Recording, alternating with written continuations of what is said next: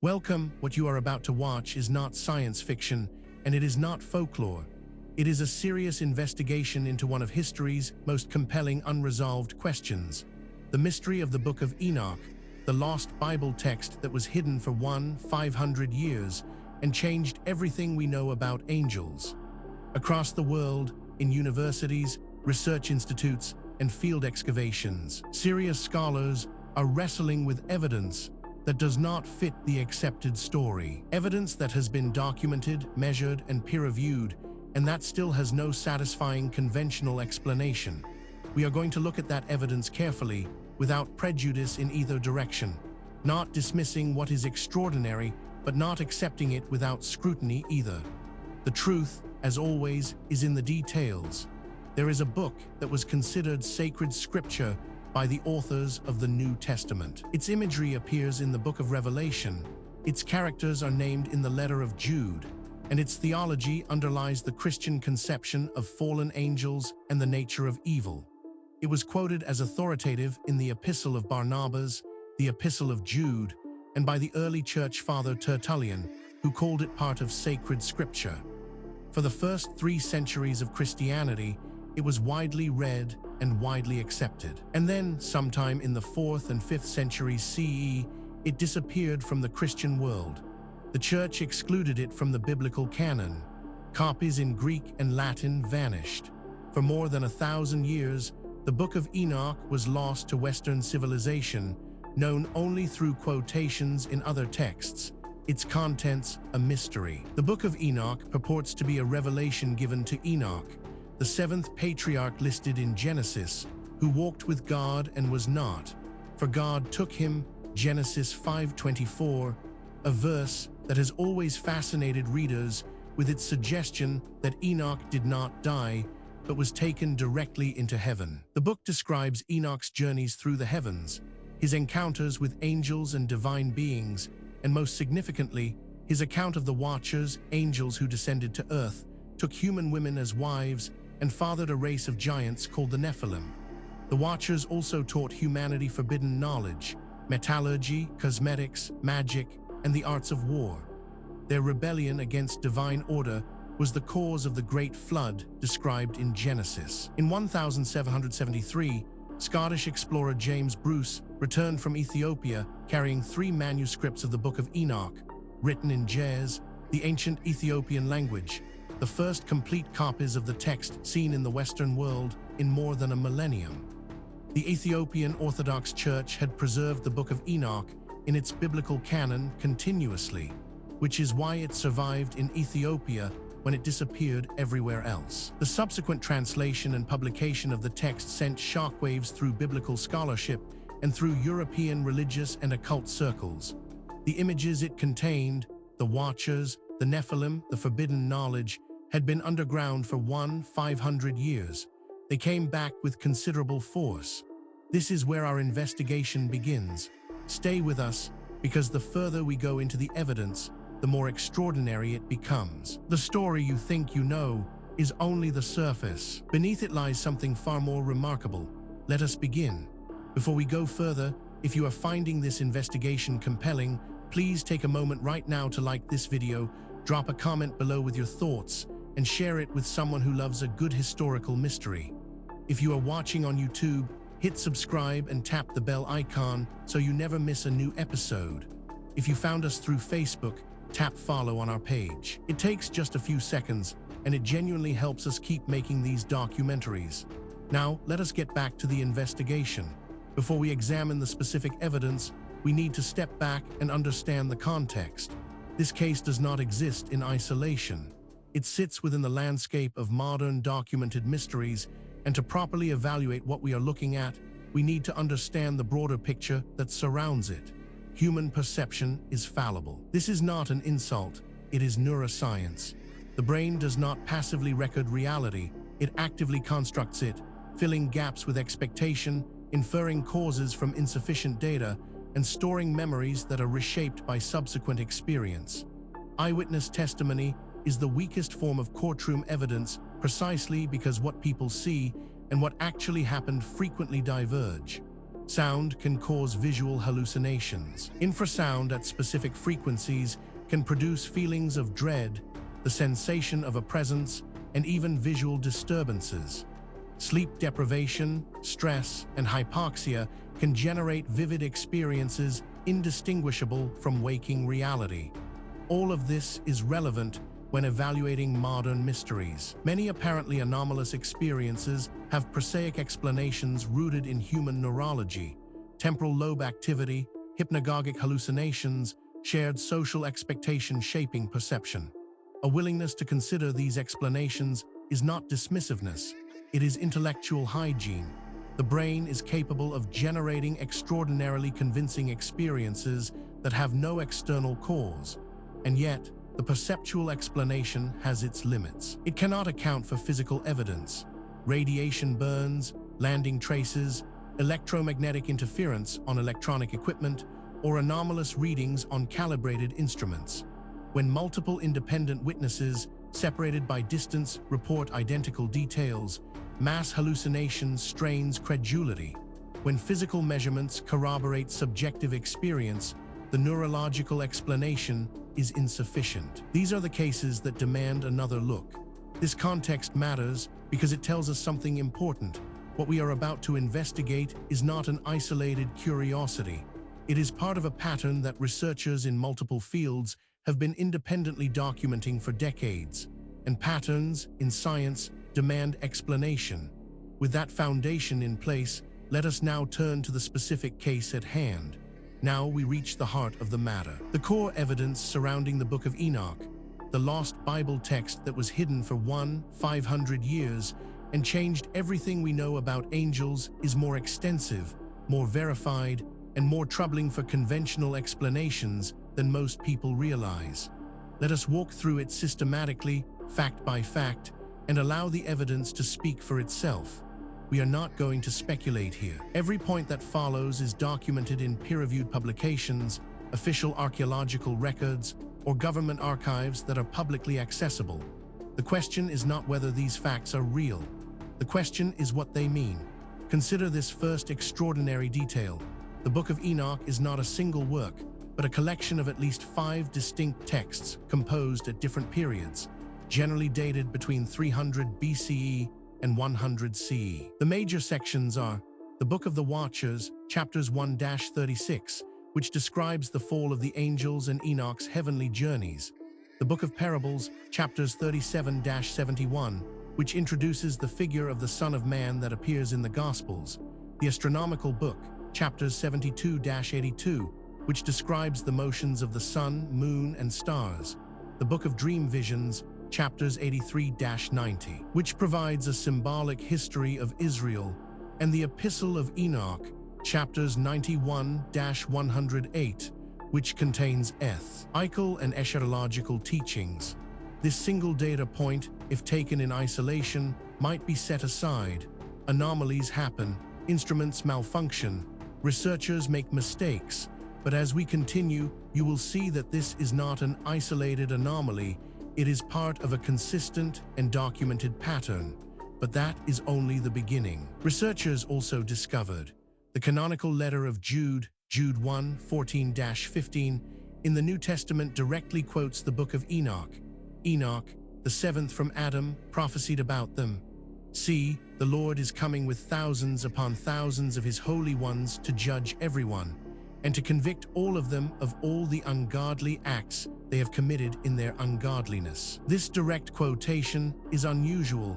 New Testament books rarely quote non-canonical Jewish texts by name, and suggests that the author of Jude considered the Book of Enoch authoritative scripture.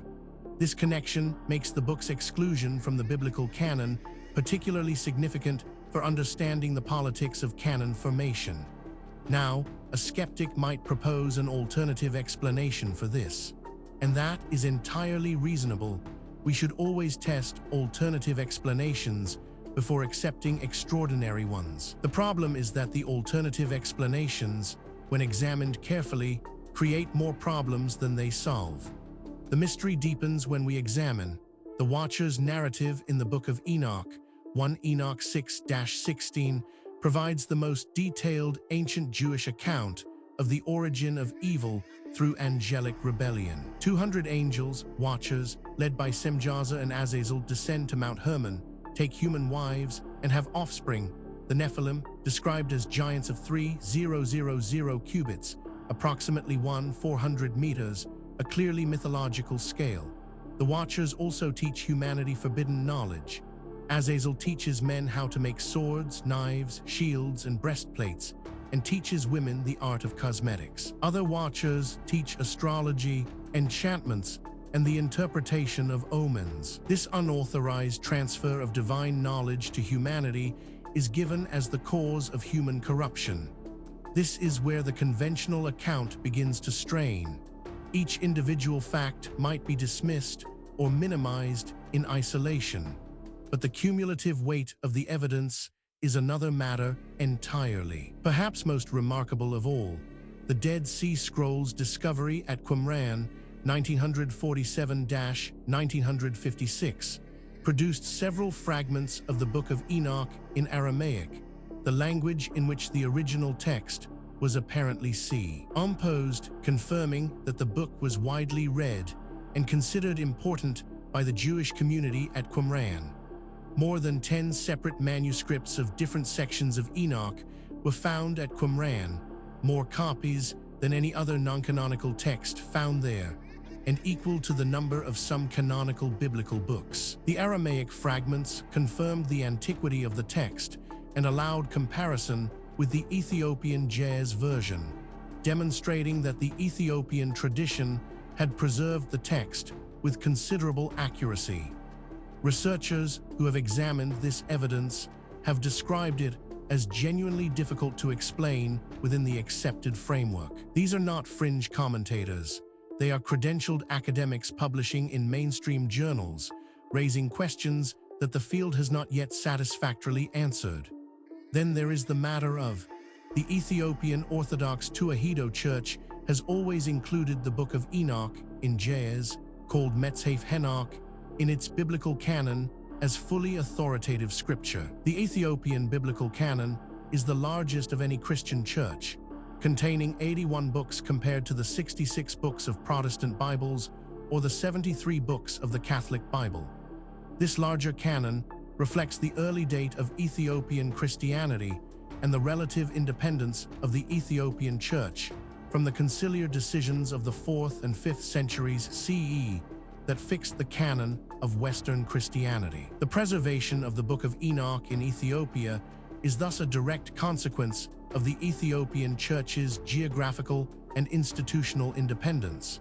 What makes this particularly significant is its independence from the previous points. This is not a case of one theory requiring another. These are separate lines of evidence converging on the same uncomfortable conclusion. Adding to the enigma is this finding: the influence of the Book of Enoch on the New Testament extends well beyond the dire CT quotation in Jude. The concept of Satan as a fallen angel rather than an adversarial member of the divine court, as in the Hebrew Bible, developed significantly under Enochic influence.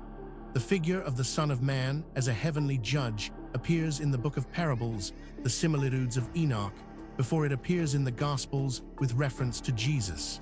The Book of Revelation's imagery of heavenly courts, fallen angels, and the final judgment echoes Enochic themes throughout. The degree to which early Christianity was shaped by Enochic ideas, now visible again after 500 years of absence, is a major area of current biblical scholarship. Taken together, these facts form a pattern that cannot be explained by coincidence, misidentification, or methodological error. Each piece of evidence has been examined by skeptics. Each has been subjected to alternative explanations. And in each case, the alternative explanation falls short of accounting for everything that has been documented. We are left with a body of evidence that demands explanation and an accepted narrative that does not provide one. This is where serious inquiry begins. Now that we have established the evidence, we need to examine the theories that researchers have proposed to explain the Book of Enoch, the lost Bible text that was hidden for 500 years. and changed everything we know about angels. This is where the debate becomes most intense, because the theories reflect not just different interpretations of the same evidence, but fundamentally different assumptions about what is possible and what the past looked like. Understanding these theories is not just an academic exercise. Each one has been championed by serious researchers with genuine credentials, and each one captures something that the others miss. The truth, if it is ever established, will likely draw on elements of several. The first major explanation proposed by researchers holds that the political exclusion theory holds that the Book of Enoch was excluded from the Christian biblical canon in the 4th, 5th centuries, primarily for theological political reasons rather than authenticity concerns. The book's detailed and colorful angelology, its account of heavenly secrets available to humans, and its implicit challenge to institutional religious authority, Enoch, is shown heaven directly, without priestly mediation, made it potentially subversive to the emerging hierarchical church. Under this model, the canon formation process was as much about controlling religious knowledge as about establishing authenticity, and the exclusion of Enoch represented a deliberate narrowing of acceptable Christian cosmology. This interpretation has significant academic support and is backed by substantial evidence, but it is not without problems. Critics point out that it requires assumptions that go beyond what the evidence strictly supports, and that key predictions of this theory have not been confirmed by subsequent research. It remains contested, and the contest is productive. A rival school of thought argues that the dualist influence theory proposes that the Book of Enoch's cosmology, with its opposition between good and fallen angels, its account of cosmic evil as deriving from supernatural rebellion, and its dualist frame of heavenly and earthly realms in conflict, was a crucial intellectual ancestor of Christian dualist heresies, including Manichaeism and Catharism. Under this model, the suppression of the Book of Enoch in mainstream Christianity was functionally correct from the institutional church's perspective, because the book's ideas genuinely undermine the mainstream view of creation as good and God as unchallenged by rival supernatural forces. This theory is controversial, and deliberately so. Its proponents argue that the evidence demands an explanation outside the conventional framework. Critics counter that extraordinary claims require extraordinary evidence, and that the evidence presented, while suggestive, does not yet meet that standard. The debate continues in peer-reviewed literature. Perhaps the most unconventional theory suggests that the ancient astronomical knowledge theory, held by fringe researchers, proposes that the astronomical book section of 1 Enoch, chapters 72-82, contains accurate astronomical information, descriptions of the sun's and moon's movements, that would have required a level of astronomical knowledge not expected in the 3rd century BCE, potentially suggesting an ancient scientific tradition preserved in the religious text. Mainstream scholars note that the astronomical book's description of the calendar is actually less astronomically accurate than contemporary Babylonian astronomy, making the advanced knowledge claim difficult to sustain. What is striking about this debate is not merely that experts disagree. That is normal and healthy in science. What is striking is the quality of the disagreement. Serious researchers, working from the same body of evidence, reaching genuinely different conclusions. That level of fundamental disagreement, when it persists over decades, is a signal that something important has not yet been understood. The question is not which of these theories is right. The question is whether any of them is right, or whether the truth is something that none of the current frameworks has yet been able to capture. The case surrounding the Book of Enoch, the lost Bible text that was hidden for 500 years and changed everything we know about angels, does not rest on speculation alone. What distinguishes this investigation from pure mythology is the existence of documented, physical, verifiable evidence, material that has been examined by credentialed researchers and whose authenticity is not seriously disputed. What is disputed is its interpretation. let us review the most significant documented evidence as objectively as possible. We are not going to cherry-pick the data that supports a preferred conclusion. We are going to lay out what exists and let you draw your own assessment.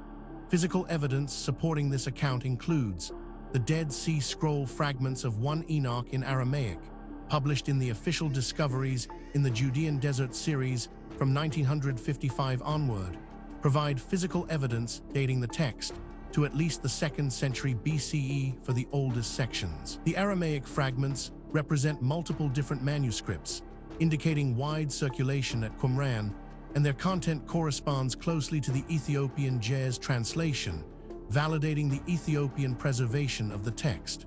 The fragments were analyzed by J.T. Millick in his 1976 study, The Books of Enoch, Aramaic fragments of Qumran Cave 4, which remains the standard critical edition. This evidence has been subjected to independent verification. Skeptics have examined it. Alternative explanations have been proposed and tested. The data remains. The question of what it means remains open. Investigators have documented the quotation of 1 Enoch in the canonical Letter of Jude and the extensive use of Enochic imagery in early Christian texts, the Epistle of Barnabas, the Shepherd of Hermas, the Apocalypse of Peter, provides textual evidence for the book's authoritative status in early Christianity. If 1 Enoch had always been considered a non-canonical peripheral text, these early Christian citations of it as scripture would be inexplicable. The pattern of citations, combined with the book's complete absence from canonical discussions after the 4th century, is consistent with deliberate exclusion rather than gradual obsolescence. This evidence has been subjected to independent verification. Skeptics have examined it. Alternative explanations have been proposed and tested. The data remains. The question of what it means remains open. On-site analysis revealed the 3 manuscripts brought from Ethiopia by James Bruce in 1773 and the subsequent translations, first by Richard Lawrence Oxford, 1821, and then by R. H. Charles Oxford, 1893. 1906 provided the first complete English texts of the Book of Enoch available to Western readers. Charles's 1906 translation, which remains widely read, included extensive scholarly apparatus noting the book's influences on the New Testament. The comparison between Charles's translation and the subsequently published Dead Sea Scroll fragments confirmed the overall reliability of the Ethiopian transmission. This evidence has been subjected to independent verification. Skeptics have examined it. Alternative explanations have been proposed and tested. The data remains. The question of what it means remains open. Each individual piece of evidence might, in principle, be explained away. A single anomalous artifact might be misidentified. A single anomalous date might reflect contamination. A single anomalous eyewitness account might reflect misperception. The question is whether all of the evidence can be explained away, and whether the explanations required are more or less plausible than the evidence itself. When multiple independent lines of inquiry converge on the same conclusion, that convergence is the most powerful signal in empirical science. And that is exactly what we are seeing here. We have examined the history, the evidence, and the theories surrounding the Book of Enoch, the lost Bible text that was hidden for 500 years and changed everything we know about angels. Now we need to ask the question that is sometimes overlooked in discussions of ancient mysteries. Why does this matter? What does it mean for us today? It would be easy to file this away as an interesting historical curiosity, a puzzle from a distant past with no bearing on our present lives. That would be a fundamental mistake. The questions raised by this case touch on issues that are directly relevant to who we are, where we came from, and what the human story actually looks like before the period covered by conventional history. The Book of Enoch has experienced an extraordinary popular revival since the mid-20th century, particularly within Protestant evangelicalism and within New Age and occult circles. Though for very different reasons, evangelical interest focuses on the Watchers/Nephilim narrative as a literal historical account of pre-flood events, with some interpreters connecting the Nephilim to various ancient mysteries. Occult and New Age interest focuses on the book's angelology and its accounts of forbidden knowledge as guides to esoteric practice. Scholarly interest, which is more sober but equally active, focuses on the book's role in Second Temple Judaism, its influence on the New Testament, and its theological history. Academic scholarship on 1 Enoch has produced significant works including George Nicholsburg's 2-volume commentary, 2001-2012, in the Hermeneia Commentary series, and the multi-volume work of the Enoch Seminar, an international scholarly group that meets biennially to address questions of Enochic influence on Judaism and early Christianity. The discovery that the New Testament's conception of Satan, the Son of Man, and the final judgment all drew significantly on Enochic traditions has prompted a rethinking of early Christianity's theological origins that remains controversial in some denominational contexts, but is mainstream in biblical scholarship. Furthermore, the tools available to investigate these questions are advancing rapidly. Satellite imaging, ground-penetrating radar, ancient DNA analysis, isotopic tracing, and deep-sea sonar are all providing capabilities that previous generations of researchers could only dream of. Cases that were genuinely unresolvable 10 years ago are now open to new analysis, and the findings, consistently, are expanding rather than contracting the mystery. The investigation continues. New discoveries are being made. New analyses are being published. New voices are entering the conversation from disciplines that were not previously part of the discussion. The answers, when they come, and they will come, will not merely solve a historical puzzle. They will force a fundamental revision of assumptions that underpin our entire understanding of human history and human potential. We have now walked through the complete case of the Book of Enoch, the lost Bible text that was hidden for 500 years and changed everything we know about angels, from the historical record, through the physical evidence, across the competing theories, and into the modern significance of what remains unresolved. What the story of Book of Enoch ultimately reveals is not just a historical puzzle. It is a mirror. It reflects our assumptions back at us, our assumptions about what ancient people were capable of, about how knowledge is gained and lost across the centuries, and about the relationship between what we know and what we merely think we know. The evidence presented in this documentary is real. The questions it raises are genuine. The debate among researchers is ongoing, and that is healthy. Science is not a set of conclusions. It is a process, and the process requires that we remain open to evidence that challenges what we thought we knew, however uncomfortable that challenge might be. If you came to this documentary as a skeptic, we hope the evidence gave you something to think about. If you came as a true believer, we hope the critical examination gave you a more nuanced picture. The truth, as always, lies in the evidence, not in what we want to be true. Thank you for watching. If this investigation sparked your curiosity, please help us reach more people. If you are watching on YouTube, subscribe to the channel and hit the notification bell so you never miss a new documentary. If you are watching on Facebook, tap the follow button on our page to stay connected. We publish new documentaries every week, covering the full range of historical mysteries that the mainstream has not yet adequately explained. Leave a comment telling us which case you want us to investigate next. The conversation continues. The investigation never ends.